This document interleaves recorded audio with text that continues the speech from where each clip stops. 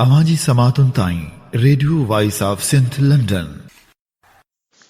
Radio voice of Sindh London जे हिन ख़ुसूसी प्रोग्राम में सामाईन मां अवांजो मेज़बान सरवेज ओढो अवांजी समातुन में हाज़िर आहियां। सामाईन, सिंध सदियुनि खां सूर सहंदी आई आहे ऐं इन सूरनि ऐं दर्दनि जो सिलसिलो अञा बि जारी आहे। इन सूरनि ऐं दर्दनि खे सांढींदे अॼु ई मां प्रोग्राम खणी अवांजी समातुन में हाज़िर थियो आहियां। गुज़िरियल कुझु ॾींहंनि खां सिंध हिकु नई अजीब तरीक़े जी वारदातुनि खे मुंहुं ॾेई रही आहे, जंहिंमें हाणे रियासती इदारनि पारां सिंध जे माण्हुनि खे खंभिजण ऐं मारण वारे सिलसिलो ऐं अनेक जबर पंहिंजी जाइ ते, पर हाणे उन्हनि मुअल माण्हुनि जी क़बरुनि खे बि नाहे बख़्शियो ऐं उन्हनि जी क़बरुनि सां उहे वारदातूं कयूं आहिनि जेके शायदि ई सिंध में के दुश्मन सिंधियुनि सां करे सघनि हा। इन्हनि समूरी वारदातुनि में जेकी मुख्य वारदात थी आहे, जंहिंमें कुझु ॾींहं अॻु साईं अतामद भंभरो, जेको कंहिं तारीफ़ जो मोहताज न आहे, उनखे उन जी वसियत मूजिबि ऐं उन में उन जेकी वसियत कई उन में अहम ॻाल्हि इहा हुई त उन जी क़बर खे ज़ंजीरुनि सां जकड़ियो वञे, जीअं हिकिड़े ग़ुलाम खे जकड़ियो वेंदो आहे ऐं सिंध जी आज़ादी जॾहिं बि थींदी उन वक़्तु इन ज़ंजीरुनि खे हटायो वञे। कुझु ॾींहं दफ़नाइण खां पोइ उहे ज़ंजीरूं अज़ ख़ुदि ग़ाइब थी वयूं या ग़ाइब कयूं वयूं। वरी उन्हनि ॾींहंनि में बाखोड़ी जे शहीद सराई कुर्बान, जंहिंखे रियासत वॾी बेदर्दी सां मारे साड़े बेदर्दी सां शहीद कयो, उन जी क़बर मथां बि हमिलो थियो। उन जे क़बर जो कुतबो ऐं उन क़बर खे मस्मार करण जी कोशिश कई वई। GM सैयद जे पोइ लॻ ऐं सिंध जे सुकरात साईं अब्दुल वाहिद आरीसर जी क़बर खे बि अॼु सुबुह कंहिं शरपसंदनि तमामु बेदर्दी सां बेहूदा ॿोली लिखी करे उन खे पिणु तार तार कयो आहे। हाणे ही क़बरुनि खे इन तरीक़े सां वारदात करणु, इहा सिंध जो हर माण्हू सम्झे थो त इहा वारदात रियासती चुर्च ते रियासती माण्हुनि कई आहे ऐं सिंध जो माण्हू हाणे एॾनि ॾुखनि ॾोलावनि खां पोइ हाणे सम्झे थो त ही दर्द ऐं ही परेशानियूं कंहिं पारां ॾिनियूं पियूं वञनि। अञा इहो सिलसिलो जारी हुयो, इन ते ॻाल्हि ॿोल ऐं सोच वीचार जारी हुई सिंध जे साञा वंदियुनि धुरियुनि में ऐं क़ौमपरस्त धुरियुनि में। त अॼु ताज़ो रियासती इदारनि पारां 18 महीना अॻु हैदराबाद जे ATC कोर्ट ॿाहिरां खंबे गुम कयल जसकम आरीसर जे नेशनल कांग्रेस जे मेंबर नौजवान न्याज़ लाशारी खे अॼु सुबुह 5 वॻे दहशतगर्द रियासत जी एजेंसी दिमाग़ में गोली हणी बेदर्दी सां शहीद करे लाश उछलाए विया, जंहिंखे बाद में वारसनि उन लाश जी सुञाणप कई। इन समूरी सूरत हाल ते असां अॼु ॻाल्हि ॿोल कई आहे GS क़ौमी महाज़ आरीसर जे चेयरमैन साईं असलम ख़ैरपुरी सां, ऐं अचो त असां तव्हांखे इन्हनि जी ॻाल्हि ॿोल ॿुधायूं ऐं ॾिसूं त ही दोस्त छा था चवनि इन समूरी सूरत हाल ते, ऐं ताज़ो नौजवान न्याज़ लाशारी जी जेकी गोलियुनि सां पुरून थियल लाश मिली आहे उन ते उन्हनि जी ॻाल्हि ॿोल ॿुधूं था त उहे छा चवनि था। पंहिंजी ॻाल्हि ॿोल जी शुरूआत साईं असलम ख़ैरपुरी सां कयूं था। त साईं असलम ख़ैरपुरी, वॾी महिरबानी radio voice of Sindh London सां ॻाल्हाइण जे लाइ। इन समूरी सूरत हाल खे तव्हां कीअं पिया ॾिसो? असां सम्झूं था त कल्ह के ॾींहं में सिंध जे अंदरि, अॼो के ॾींहं में सिंध जे अंदरि 3 वॾा वाक़िया थिया आहिनि राति जे अंधारे में। हिकिड़ो त सिंध जे 3 शहरनि मां 3 क़ौमी कारकुन खंबे गुम कया विया। ॿियो त मोहतरम अब्दुल वाहिद आरीसर साहिबु, जंहिं साईं GM सैयद फ़िक्र जो शाराया आहे ऐं GS क़ौमी महाज़ जो बानी चेयरमैन हो, संदसि मज़ार ते चाकिंग करे उन मज़ारी बेहुरमती कई वई आहे। GS क़ौमी महाज़ जी सॼी मर्कज़ी क़यादत उते मौजूदु आहे, उन जी उहा चाकिंग ॾिठी आहे ऐं असां उन सिलसिले में इन्हनि अमल जी सख़्तु मज़म्मत कयूं था। ॿिए तरफ़ असां सम्झूं था इहा हिकिड़ी कड़ी आहे जेका ॿ ॾींहं अॻु बंबरे जी मज़ार जी बेहरमती कई, उन खां पोइ शहीद सराय कुर्बान खावड़ ऐं नूरला तुने जी मज़ार जी बेहरमती कई वई ऐं राति मोहतरम अब्दुल्ला दारी साहब जी मज़ार सां इन क़िस्म जी हरकत कई वई आहे। ऐं यकीनी तौर ते वरी ॿिए तरफ़ टिनि क़ौमी कारकुन खे गिरफ़्तार कयो वियो आहे त कराची में वरी नियाज़ लाशारी खे शहीद करे उन जो चिचड़ लाश छॾियो वियो आहे। असां सम्झूं था त रियासत हिकु इन क़िस्म जी रांदि खेॾी रही आहे त जीअं असां क़ौमी तहरीक ते को ऑपरेशन करे सघूं, उहो असांजी पिच ते हुननि जी पिच ते वञी क़ौमी तहरीक जा कारकुन खेॾनि त उहो इन क़िस्म जी हुननि ते को शदीद ऑपरेशन कनि। ऑपरेशन जूं इहे करियूं आहिनि त उन्हनि असांजे क़ौमी कारकुन गिरफ़्तार करणु, शहीद ऐं क़ौमी अॻवान जी मज़ारनि जी बेहरमती करणु ऐं प्लस क़ौमी कारकुन गिरफ़्तार करे असां सम्झूं था त इहो हिकिड़ो वार आहे क़ौमी तहरीक ते ऑपरेशन जो जवाब पैदा करे पियो वञे। असां इन अमलनि जी मज़म्मत कयूं था। हिकु तरफ़ सॼी दुनिया कोरोना वायरस जे मसइले में परेशान आहे, हिते क़ौमी तहरीक ते इन क़िस्म जो वार करे क़ौमी तहरीक खे रासा करण जी कोशिश कनि था। पर इहो यादि रखी छॾणु खपे कॾहिं बि तशदुद या वहशत या दहशत कंहिं कॾहिं के तहरीकूं ख़तमु न कयूं आहिनि, न कोई इहा क़ौमी तहरीक ख़तमु थी सघे थी। जेका साईं GM सैयद फ़िक्र सरशार आहे उहा कॾहिं ख़तमु ऐं कोई ते नथी अची सघे। इन करे असां सम्झूं था उन्हनि जा जेके बि असां वार उन्हनि इस्तेमालु कया आहिनि उहे सभु फैल थिया आहिनि। क़ौमी तहरीक अॻरी आहे, उहो चाहिनि पिया त ॻाढ़ो झंडो न झूले, उहो चाहिनि पिया त हिननि जा क़ौमी अॻवान हिननि जेके यादि न कनि, पर क़ौमी तहरीक जी में सिंध अंदरि एतिरी पाड़ू मज़बूत थी चुकियूं आहिनि जो उन्हनि जी को बि रुगो कांडा नथो वञे। ऐं यकीनी तौर ते क़ौमी तहरीक जो ही वार बि क़ौमी तहरीक जा कारकुन पंहिंजी हिकमत अमली पंहिंजी बहितरीन दाप जे ज़रिए हिनखे पंहिंजे ऑपरेशन जवाब बनाइण बजाए बल्कि बहितरीन हिकमत अमली सां मुंहुं ॾेई अॻिते वधंदी ऐं हुन खां कतई पुठिते न अची सघंदासीं। तव्हां GS सिंध क़ौमी महाज़ आरीसर जे चेयरमैन साईं असलम खैरपुरी जी ॻाल्हि ॿोल ॿुधी। हाणे असांखे लाइन ते जॉइन कयो आहे सिंध सुजाॻी फोरम जे अॻवान समाज सुधारक नौजवान सारंग अॼु सुबुह खां नियाज़ लाशारी जी जॾहिं खां लाश जी सुञाणप खां वठी करे उन जी तदफ़ीन ऐं उन जी स्टील मिल थाणे ते FIR दर्ज कराइण महिल हिन वक़्तु ही दोस्त उते मौजूदु आहिनि। अचो त सारंग सां ॻाल्हायूं। सारंग, वॾी महिरबानी, असांजे सामाईन खे ॿुधायो त ही समूरी सूरत हाल खे तव्हां कीअं था ॾिसो? ही असल में GS सिंध क़ौमी महाज़ आरीसर जो दोस्त कारकुन रहियो आहे नियाज़ लाशारी। असल जेको आहे ॻोठ ॾखण ज़िलो शिकारपुर जो आहे ऐं हिते ही पिपरी जे भरिसां ॻोठ अली मोहम्मद जो शो उते रहंदो हो। सो हिन खे पहिरियों 2018 में अप्रैल में खणी विया हुआ। हिन खां पोइ 6 महीननि खां पोइ हिनखे ज़ाहिर कयो हो। वरी हुन खां पोइ जेको आहे हिनखे ॿीहर ATC कोर्ट हैदराबाद मां जनवरी में 2019 में खणियो वियो। हुन खां पोइ ही अॼु सुबुह जो 5 वॻे वाटसन खे पुलिस पुछी था इतला ॾिनो त गगर फाटक जे भरिसां ॻोठ आहे अली अहमद। सो उन ॻोठ में हिन जे मड़ खे वेड़ में गोली हणी उछलायो वियो आहे। सो हिन जी ब्लीडिंग बि हले पई। अञा ताईं असां जनाज़ अस्पताल खणी आयासीं। उते जनाज़ अस्पताल में मड़ वसूल पियो। हुनजे भाउ अख्तर लाशारी, हुनजा सोट ऐं असां सिलसिला फोरम जा दोस्त हुआसीं। हुन खां पोइ हुनखे गुस्ल ॾियारण जे लाइ असां शिपा जेकी आहे गुस्लखानो सेंटर उते खणी वियासीं। उते बि हुनजी ब्लीडिंग जारी हुई। हालांकि 5-6 कलाक गुज़री चुका। हुनजे बावजूदि हुन मां महसूसु थिए थो त ही ताज़ो वाक़ियो थियो आहे, ताज़ो गोली हणी हिनखे उछलायो आहे। सो ही बुनियादी तौर ते असां सम्झूं था त इंसानी हक़नि जी संगीन लताड़ आहे ऐं सिंध जे नौजवाननि खे पंहिंजा हक़ घुरण ते, धरती जी मालिकी करण ते हिन रियासत जा जेके इदारा आहिनि उहे खॾे खणी गुम था करे छॾनि ऐं उन्हनि अमरुनि माहिरुनि जी जेके हंजियूं उहे इन गोलियुनि सां परूं करे उन्हनि खे खाली कयो थो वञे।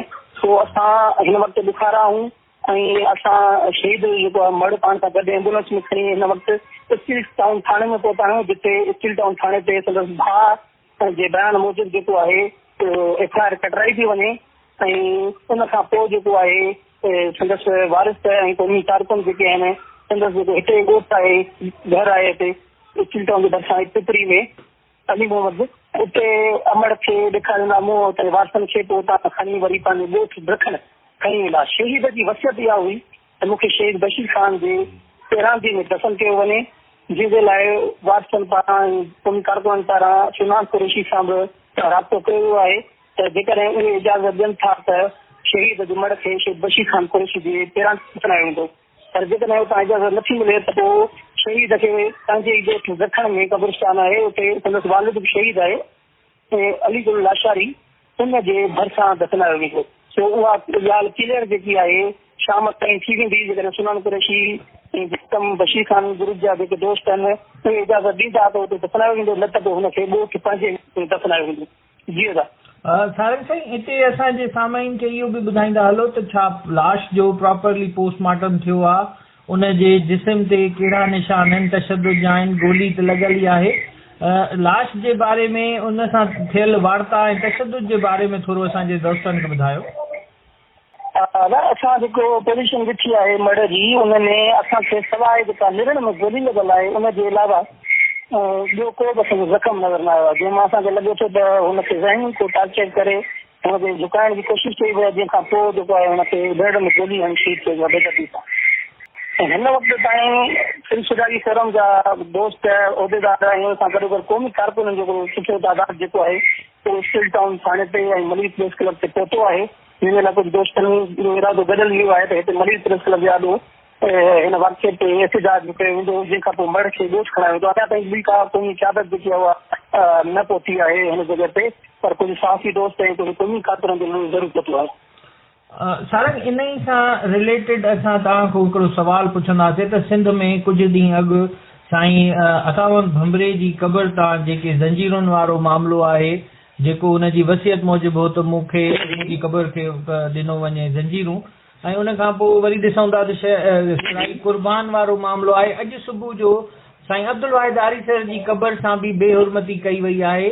इन सॼे मामले खे वरी अॼु हिन नौजवान जो लाश ॾिनो वियो आहे, इन सॼे मामले खे तव्हां कीअं था ॾिसो? मां सम्झां थो ही सॼी हिकिड़े ई कड़ी आहे, हिन जे पुठियां ही वाराई आहिनि जेके असांखे मुख़्तलिफ़ मसइलनि में मुंझाए असल मसइलनि खां हटायो थो वञे, शहीदनि जा लाश ॾेई ऐं असांखे झुकाइण जी कोशिशि थी थी वञे त तव्हां पंहिंजे वतन जी वारसी या पंहिंजे हक़नि जी जेकी ॻाल्हि आहे उन सां दस्तबरदार थी वञो, न त ॿी सूरत में तव्हांखे गोलियूं लॻल लाश में लॻा न सिर्फ़ु इहो पर तव्हांजी जेको तुरबतूं आहिनि तव्हांजी शहादत खां पोइ उन्हनि जी बि बेहुरमती थी वेंदी। हीअ उनजे ज़रिए असांखे इहो पैगाम ॾिनो वियो आहे। पर असां सम्झूं था त सिंध जो बाशोर तबिको, सिंध जो हर क़ौमी कारकुन जेको बाग़ैरत आहे उहो पंहिंजे मक़सद मारण जी आख़िर ताईं जेको आहे उहो पंहिंजे राह ते हलंदो रहंदो ऐं हू भले बि केॾा बहाना कनि असांखे झुकाइण जा ऐं असां न झुकंदासीं। वॾी महिरबानी। सारंग जोयो असां सां सामाईन गॾु हुयो, सिंध सुजागी फोरम जो मरकज़ी अॻवान नौजवान क़यादत ऐं हर फोरम ते पेश रहंदड़ सारंग असां सां गॾु हुयो, जंहिं इन ताज़ी सूरत हाल सां असांखे आगाह कयो। सारंग वॾी महिरबानी असां सां ॻाल्हि ॿोल करण जे लाइ। महिरबानी। सामीनामा साईं असलम ख़ैरपुरी ऐं सारंग जोए जी ॻाल्हि ॿोल ॿुधी, ऐं ही ॻाल्हि ॿोल सिंध जे हर उन सुञाण धुर जे दिलि जी ॻाल्हि आहे जेके इन मामले ते शदीद ग़म ऐं गुस्से जो शिकार आहिनि ऐं हू हाणे इन सोचण ते मजबूर थी विया आहिनि त अञा बि जेकॾहिं गोलियुनि सां पुरून थियल लाश मिलण जो सिलसिलो जारी रहंदो।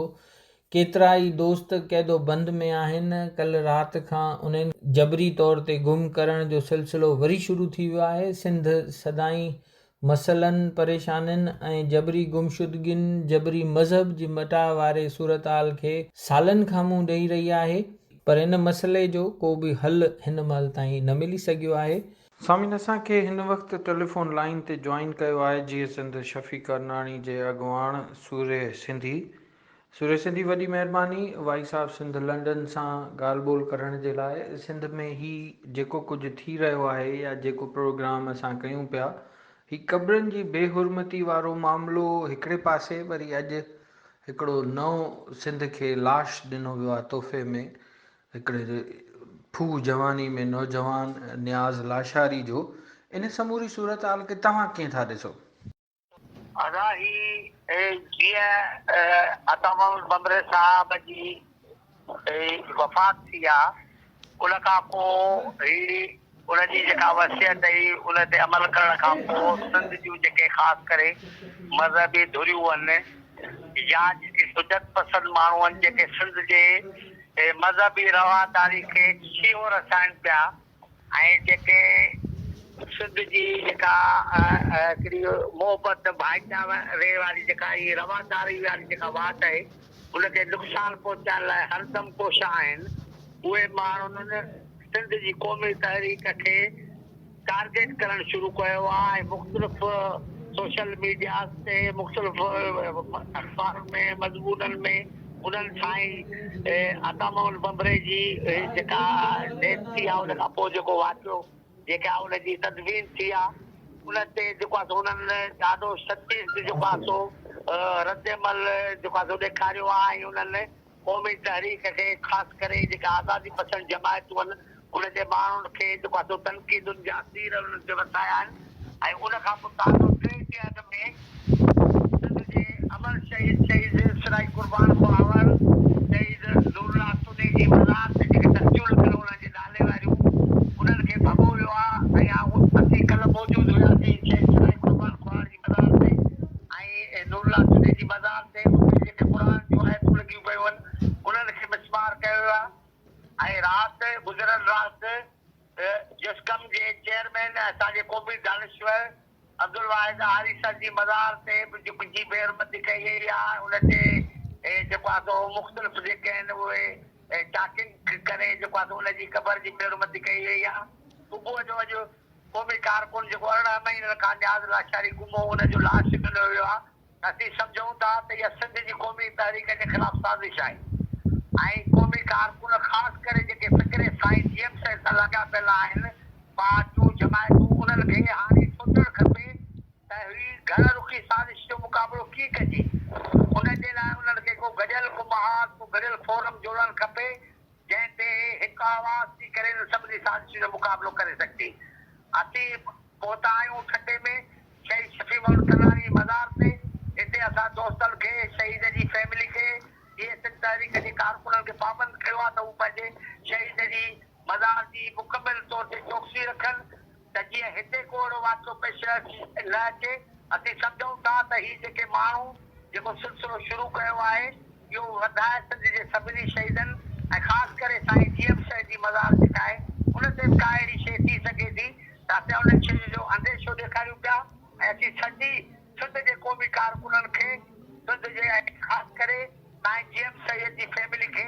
पिण इहा गुज़ारिश कयूं था त साईं जीएम साहिब जी मज़ार ख़्यालु कयो वञे त थी सघे थो त के अहिड़ियूं थियूं जेके सिंध जे अंदरि क़ौम परस्त जो ऐं मज़हबी एलिमेंट जो टकराव करण जी सूरत हाल पैदा थियूं कनि उन्हनि खे शिकस्त ॾेई सघिजे असीं सम्झूं था त ही सिंध जे ख़िलाफ़ वॾी साज़िश आहे सिंध जे माण्हुनि खे ऐं क़ौमी कारकुननि खे या सिंध में जेके मज़हबी धुरियूं आहिनि उन्हनि खे विरहाइण जी साज़िश पई थिए ऐं उनजो दानिशमंदी ऐं अकुल सां उनजो मुक़ाबिलो करणो पवंदो जेकॾहिं असीं सभु मिली मुठ थियासीं ऐं गॾिजी हिन शइ जो मुक़ाबिलो कयो असीं सूरत हाल खे चङी रीति मुंहुं ॾेई सघूं था। वॾी महिरबानी सूर्य सिंधी सभिनी हिन समूरी सूरत हाल ते ॻाल्हाइण जे लाइ हिन वक़्तु असां सां जीए सिंध लिबरल फ्रंट जे मज़हर अब्बासी असांखे जॉइन कयो आहे। मज़हर वॾी महिरबानी वॉइस ऑफ सिंध लंडन सां ॻाल्हाइण जे लाइ। अॼु असां जेको प्रोग्राम करे रहिया आहियूं उन जो मेन मक़सदु ऐं उनवान बि इहो ई आहे जीअं तव्हांखे ॿुधायो आहे त हिन समूरी सूरत हाल सिंध जी ॾुखाईंदड़ सूरत हाल में क़बरुनि जी बेहुरमती वारो मामिलो त हिकिड़े पासे आहे पर अॼु सिंध खे हिकु फूह जवानी वारे नौजवान न्याज़ लाशारी जो लाश तोहफ़े में ॾिनो वियो आहे। इन समूरे मामले खे तव्हां कीअं था ॾिसो? अदा मुंहिंजो मौक़िफ़ इहो ई रहंदो चिटो मौक़िफ़ शहीद सराई कुर्बान खोड़ खे नूरुल्लाह तुनियो जी मज़ारनि जी बेरुमती साईं अतामन साहब जा जेके ज़ंजीरनि लाइ हुन साईं वसियत करे वियो त मूंखे जकड़ियो वञे ऐं सिंध जी आज़ादी जे ॾींहुं मूंखे उन ज़ंजीर जो तालो जेको आहे तोड़ियो वञे पर हिन रियासती इदारनि हिन बाजवा केर बि हुजे हिन में बाजवा हुजे को ॿियो हुजे को कर्नल जर्नल जेको बि हुजे उन्हनि चयो त हिननि खे मतिलबु उहा ॻाल्हि सम्झ में न आई। हिननि खे मतिलबु उन ॻाल्हि में आयो जो हुन राति जे पेट में साईं अतामन बमिरो साहिब जा ज़ंजीर टोड़े तालो टोड़े ज़ंजीर ई चोराए विया। मतिलबु हुननि खे क़बरुनि मां बि एॾो को डपु पिए आयो हिन रियासत खे उनखां पोइ शहीद सराई कुर्बान ख्वावर नूरुल्लाह तुनियो साहब जी क़बरुनि जी बेरुमतमी करणु इंतिहाई अफ़सोसनाक अमल। उनखां पोइ अॼु असांखे जसकम आरेसर जे कारकुन नियाज़ लाशारी साहब जो जेको चित्रियल लाश मिलियो आहे, गोली लॻल लाश मिलियो आहे, 18 महीननि खां गुम थियल, त ही हिकिड़ी मुंहिंजी ॻाल्हि वांगे त हिकिड़ी ॼाणी वाणी हिकिड़ी तय थियल जीअं चइजे त हिकिड़ी पॉइंट हुई। ऐं उनखां अॼु सुबुह जो ई राति जो असांखे सुबुह जो ख़बर पई त अब्दुल वाहिद आरेसर साहब जेको सिंध जी तारीख़ आहे उनजी क़बर मुबारक जी बेहुरमती कई वई आहे, जेको इंतिहाई किरियल क़दम आहे। हिन रियासत इंतिहाई किरियल हिन रियासत जो क़दम आहे। असां ॼाणूं था त ही रियासत जो ई कमु आहे। सिंध जो बाशूर माण्हू हर को ॼाणे थो त ही रियासत जो ई कमु आहे, ॿियो को इन में इनवॉल्व कोन्हे। ऐं हाणे असांखे सुजाग थियणु खपे, सिंधी क़ौम खे सुजाग थियणु खपे, हिकु थियणु खपे, ख़ासि करे सिंधी क़ौमी तहरीक जे मिड़नी पार्टियुनि खे, उनजे लीडरनि खे गॾु थियणु खपे, गॾियल इजलास घुराइणु खपे इन सॼे माहौल ते। ऐं उनखां पोइ हिकिड़ो लाइ अमल ॾियणु खपे। हीउ जेको सिंधी आवाम सां थिए पियो इंतिहाई किरियल हरकत, सो अफ़सोस जो अमल आहे। मां त इहो चवंदुसि त हींअर जेको माहौल आहे हिकु रियासत जो सोचियल सम्झियल अमल आहे, जंहिं लाइ असां सिंधी क़ौम खे, सिंध जे मिड़नी पार्टियुनि कॉन्फरेंस पार्टियुनि जे लीडरनि खे गॾु इन ते लाइ अमल हुजणु खपे। महिरबानी। हाणे ॾिसणो इहो आहे त सिंध जो माण्हू इन सॼी सूरत हाल खे कीअं मुंहुं ॾिए थो। ईंदड़ वक़्त में असां ॾिसंदासीं त सिंध जो नौजवान, सिंध जी लीडरशिप, सिंध जो आम माण्हू इन समूरनि अज़ाबनि खे कीअं मुंहुं ॾिए थो ऐं सिंध खे इन समूरनि दर्दनि खां आज़ादी ॾियारण लाइ पंहिंजो किरदारु कहिड़े तरीक़े अदा कंदो, इहो ईंदड़ वक़्त में ख़बर पवंदी। इन समूरे प्रोग्राम जो वक़्तु पंहिंजी पुॼाणी ते पहुतो आहे। असांजी ईमेल info@radiovoiceofsindh.com ते असांखे फीडबैक ॾींदा त जीअं असां पंहिंजे प्रोग्राम्स खे वधीक बहितर ऐं वधीक इंफॉर्मेटिव करे सघूं। इन ॻाल्हि सां पंहिंजे मेज़बान सर्वेज ओढो खे इजाज़त ॾींदा। सदाईं गॾु। सिंध मुंहिंजी अमा सूह तुंहिंजी मथां छा लिखी, छा लिखां छा लिखी, छा लिखां। सिंध मुंहिंजी अमा, दुनिया जा सिंधियो हिकु मुठ थी सिंध बचायो। सिंध मुंहिंजी अमा सूह तुंहिंजी मथां छा लिखी, छा लिखां। सिंध जो क़ौमी आवाज़ radio voice of Sindh London.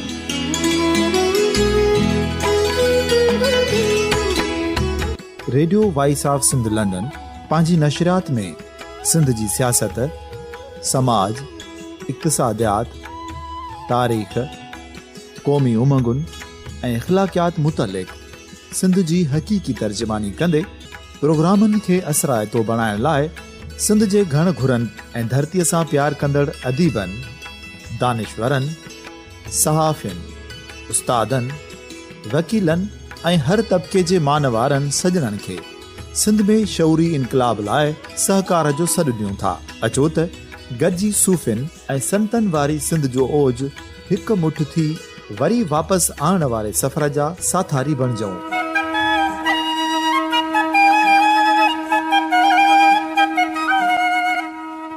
हिकु नए सुबुह जी शुरूआत जो पड़ाॾो घर घर, ॻोठ ॻोठ ऐं शहर शहर ताईं पहुचायो।